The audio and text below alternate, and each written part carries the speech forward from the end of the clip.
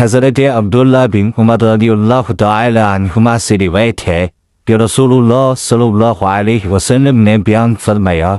کہ ایک بے در اور بے رحم عورت اس نے جہنم میں گرائی گی کہ اس نے ایک بلی کو باندھ کے بھوکا مار ڈالا، نہ تو اسے کچھ کھانے کو دیا اور نہ اسے چھوڑا کہ وہ زمین کے کیڑے مکوڑوں سے اپنی غذا حاصل کر لیتی۔ بخاری و مسلم شریف۔ تشریح: حضرت جابر رضی اللہ تعالی عنہ کی ایک روایت سے جو صحیح مسلم میں مروی ہے معلوم ہوتا ہے کہ یہ بے رحم اور بے درد عورت بنی اسرائیل میں سے تھی،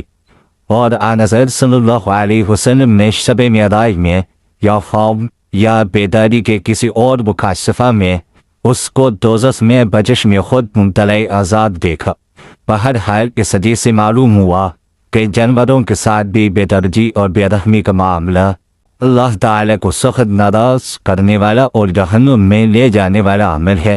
اللہ تعالیٰ ہماری حفاظت فرمائے، آمین۔